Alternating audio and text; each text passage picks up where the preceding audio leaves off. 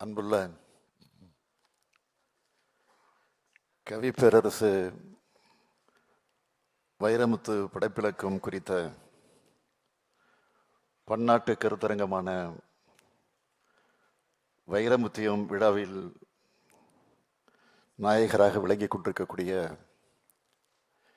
கவி பேரரசு வைரமுத்தவர்களே, விழாவிலே கலந்து கொண்டு சிறப்பித்துக் கொண்டிருக்கக்கூடிய நம்முடைய மாண்புமிகு அமைச்சர் ஏவா வேல் அவர்களே, மாண்புமிகு அமைச்சர் சேகர்பாபு அவர்களே,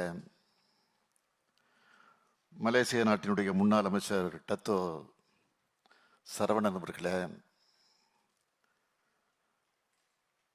நாடாளுமன்ற உறுப்பினர் திராவிட ஆழ்வார் திரு ஜெகத்ரட்சகன் அவர்களே,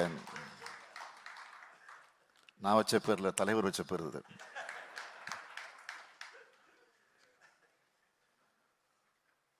காலை முதல் நடைபெறக்கூடிய இந்த கருத்தரங்களை கலந்து கொண்டு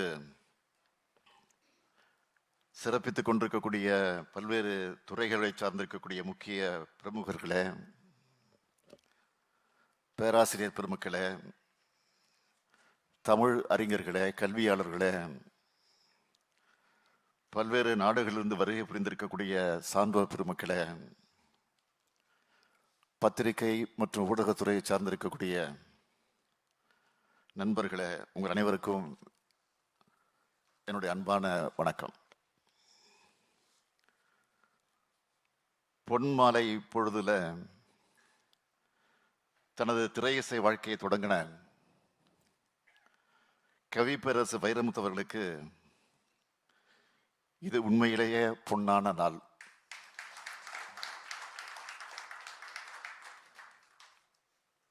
தமிழின் புகழை உலகமெல்லாம் கொண்டு சேர்த்த கவிப்பேரரசை பாராட்ட உலகத்தின் பல்வேறு அறிஞர் பெருமக்கள் வந்திருப்பது உள்ளபடியே பாராட்டுக்குரியது, மிகப்பெரிய பெருமையாக அமைந்திருக்கிறது. பல்வேறு நாடுகள், இந்திய மாநிலங்கள், தமிழ்நாடுன்னு பறந்து விரிந்து எல்லை சார்ந்த பல்கலைக்கழகங்களிலிருந்து 22 அறிஞர் பெருமக்கள் கலந்துகிட்டு கட்டுரையை வாசிச்சிருக்கிறாங்க.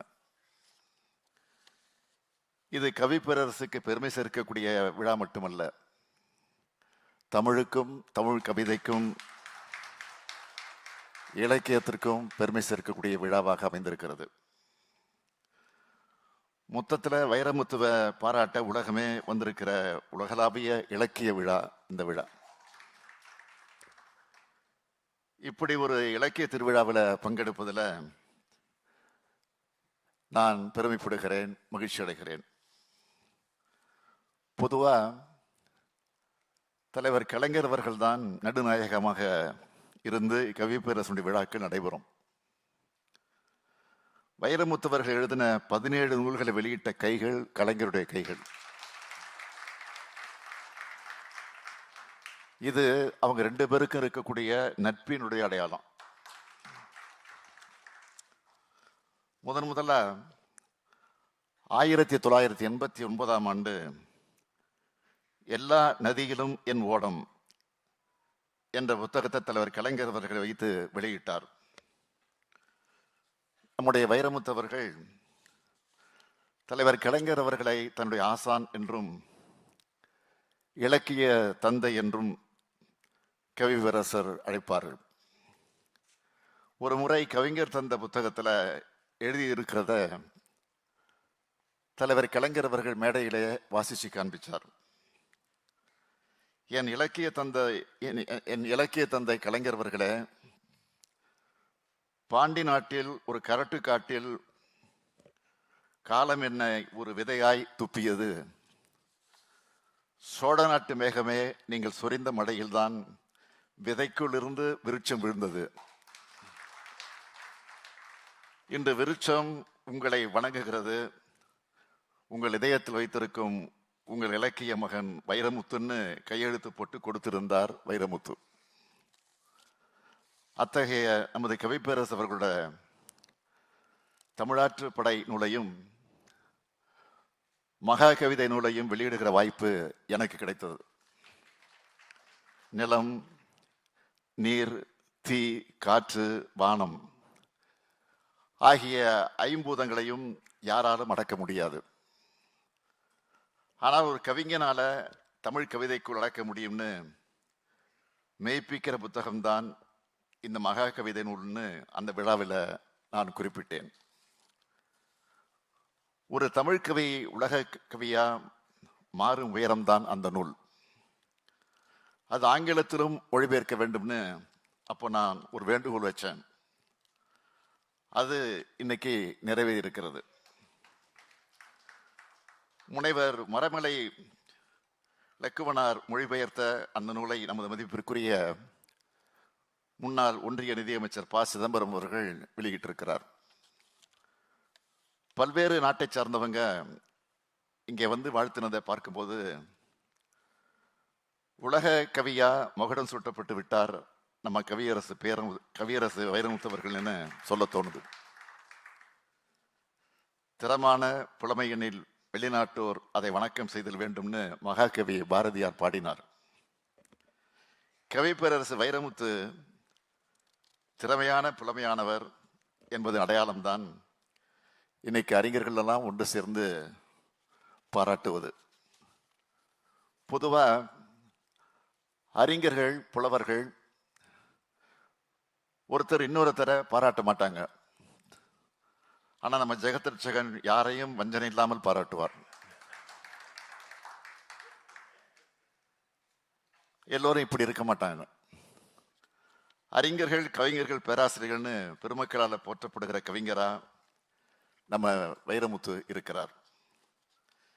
இதை முன்கூட்டியே உணர்ந்துதான் 1999ஆம் ஆண்டு பெய்யென்ன பெய்யும் மழை கவிதை நூல் வெளியீட்டு விழாவில் அப்போதைய முதலமைச்சர் கலைஞர் அவர்கள் சான்றோர்கள் நிறைந்த வகையில் வைரமுத்துவுக்கு கவி பேரரசு என்ற பட்டத்தை வழங்கினார்.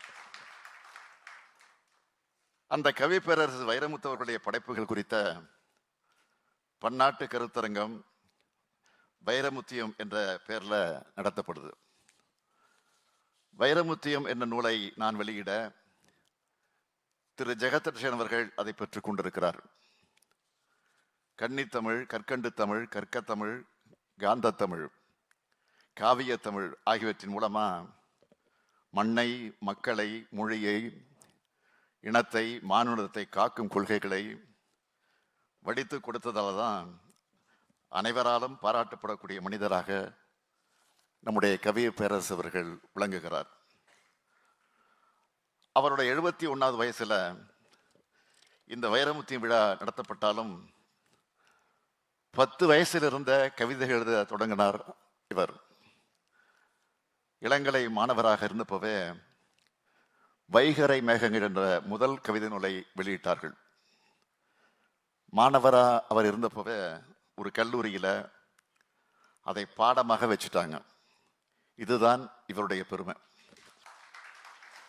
எல்லோரும் வயசான பிறகு வாழ்க்கை வரலாற்று எழுதுவாங்க. ஆனா 28 வயசிலேயே இதுவரை நான் என்ற தன் வரலாறு நூலை எழுதின அளவுக்கு அப்பவே புகழ்ந்து அந்த புகழை அடைந்து விட்டார் நம்ம வைரமுத்தவர்கள். 1983ஆம் ஆண்டு அந்த நூலை வெளியிட்டார். வைரமுத்தவர்கள் கவிப்பேரரசு என்ற நிலைக்கு வளர முடிஞ்சது என்பதற்கான முழு கதையும் அதில் தான் இருக்கு. பிற்காலத்தில் கிடைச்ச வெற்றிக்கும் புகழுக்கும் பின்னால் இருக்கக்கூடிய அனுபவம் தான் இத்தகைய வளர்ச்சிக்கு காரணம் என்பதை நீங்கள் எல்லாம் அறியலாம். என் பாதங்களுக்கு கீழே பூக்கள் இல்லை, மொய்த்து கிடந்தவை முட்களே, எனினும் ரத்தம் துடைத்து நடந்து வந்தேன் என்ற வரலாறு தான் அவரை இந்த அளவுக்கு கவிஞராய், படைப்பாளையாய் ஆக்கியிருக்கு. நாவல், சிறுகதை, பாடல், வரலாறு, தன் வரலாறு, பயணக்கட்டுரை, ஆராய்ச்சி கட்டுரை, திரைக்கதை, திரைக்கதை வசனம்னு இலக்கியத்தின் எல்லா வடிவங்களையும் நுழைந்து வெற்றி முகத்தை எடுத்து வந்தவர் தான் நம்முடைய வைரமுத்து அவர்கள். சிறந்த பாடலாசிரியருக்கான தேசிய விருதை 7 முறை பெற்ற ஒரே பாடலாசிரியர் இவராக தான் இருப்பார் என்று நான் கருதுகிறேன். தமிழ்நாடு அரசின் சிறந்த பாடலாசிரியர் விருதை 6 முறை பெற்றிருக்கிறார்.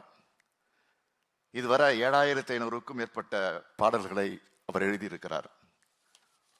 39 நூல்களை எழுதியிருக்கிறார். இவருடைய கவிதைகளும் நாவல்களும் இதுவரை 26 லட்சம் பிரதிகள் விற்பனை ஆகியிருக்கு. சாகித்ய அகாடமி விருது பெற்ற இவருடைய கள்ளிக்காட்டு இதிகாசம் நாவல் இந்தியாவின் 22 மொழிகளில் சாகித்ய அகாடமியால மொழிபெயர்க்கப்பட்டு வருது. இந்தியாவின் உயரிய விருதுகளான பத்மஸ்ரீ, பத்மபூஷன், சாதனா சம்மான் போன்ற விருதுகளை பெற்றவர். தமிழ்நாட்டின் புகழ்பெற்ற 3 அரசு பல்கலைக்கழகங்களின் கௌரவ டாக்டர் பட்டத்தையும் பெற்றிருக்கிறார்.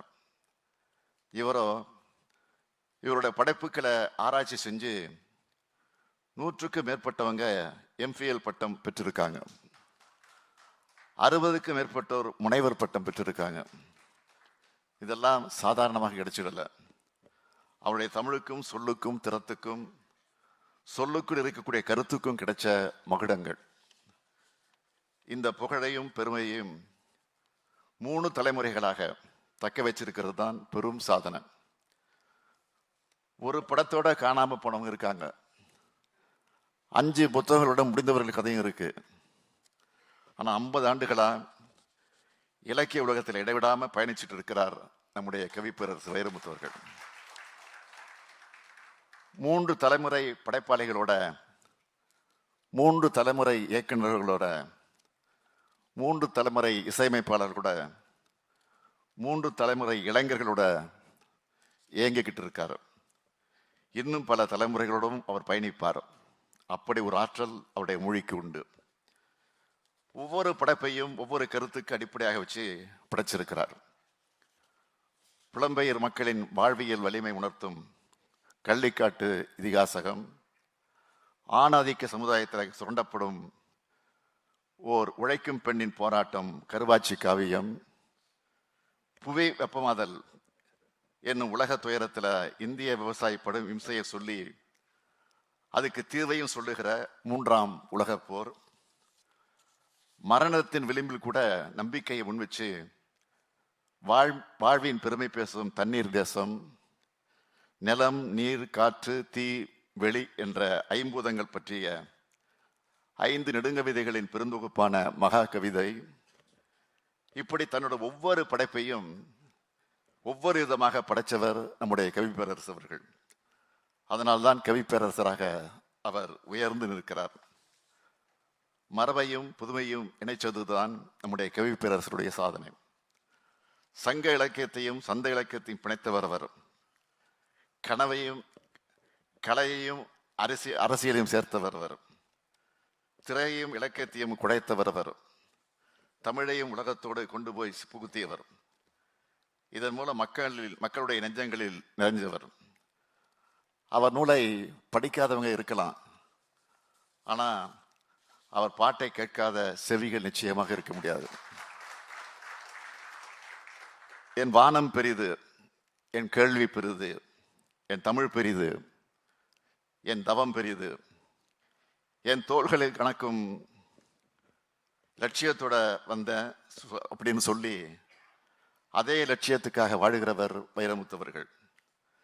தமிழ் பண்பாட்டு மரபை, திராவிட சிந்தனை மரபை, பொது உடைமை கொள்கைகளை குறிக்கோளை கொண்டவராக தன்னை அடையாளம் காட்டிக்கிட்டு தான் வைரமுத்துவுடைய தனித்த சிறப்பாகும். திரைத்துறையில் வளர்ந்த பிறகு, உயர்ந்த பிறகு, தேசிய விருதுகளை பெற்ற பிறகும் தன்னை திராவிட இயக்க படைப்பாளியாக மறைக்காம அவர் கட்டி காத்த பாராட்டு தான். அதற்காகத்தான் நானும் பாராட்ட வந்திருக்கிறேன். என் இளமை காலத்திலேயே தீ வளர்த்து கொண்டிருந்த திராவிட இயக்கத்தில் எனது அடுப்புக்கு நெருப்பு எடுத்துக்கொண்டேன்னு சொல்லும் துணிச்சல் வைரமுத்துவுக்கு இருந்தது. தந்தை பெரியாரின் சுயமரியாதை சிந்தனையையும் புரட்சி கவிஞரின் கவிதை வரிகளும் பேரறிஞர் அண்ணாவினுடைய எழுத்தும் தன்னை வார்ப்பித்ததா அவர் சொல்லியிருக்கிறார், கலைஞரின் எழுத்துக்களே என் ரத்தத்தின் துள்ள வைத்திருக்கின்றன, என் நாடி நரம்புகளை வீணையாக்கி வாசித்திருக்கின்றன. எல்லா மேடைகளிலும் சொன்னவர் அவர். இந்த கொள்கை உரம்தான் அவரை கவனிக்க வச்சது. தமிழுக்கு பெருமை சேர்த்ததால தமிழ்நாட்டினுடைய முதலமைச்சர் என்ற அந்த முறையிலும், திராவிட கொள்கைக்கு வலு சேர்த்ததால திராவிட முன்னேற்ற கழகத்தின் தலைவர் என்ற முறையிலும், தலைவர் கலைஞரை இலக்கிய ஆசானாக ஏற்றுக்கொண்டதால் அவரின் மகன் என்ற அந்த பாச உணர்விலும், நான் விரும்பி கேட்கும் பல பாடல்களை தந்தவர் என்பதால் ஒரு ரசிகன் என்ற அந்த மகிழ்ச்சியிலும் கவி பேரரசு அவர்களை வாழ்த்துகிறேன், பாராட்டுகிறேன். கவி பேரரசு அவர்களே, பொதுவா 100 ஆண்டு வாழுங்கன்னு வாழ்த்துவாங்க. ஆனா இந்த படைப்பாளி இங்க இருக்கக்கூடிய நீங்க எல்லோரும் வாழ்த்துவது போல நானும், நீங்க படைப்பாளி என்ற காரணத்தால் 100 ஆண்டுகள் கடந்து வாழ்ந்து உங்கள் பாடல்கள் எண்ணிக்கை 10,000 ஆகட்டும், படைத்த நூல்கள் எண்ணிக்கை 100 ஆகட்டும் என்று வாழ்த்தி விடைபெறுகிறேன். நன்றி, வணக்கம்.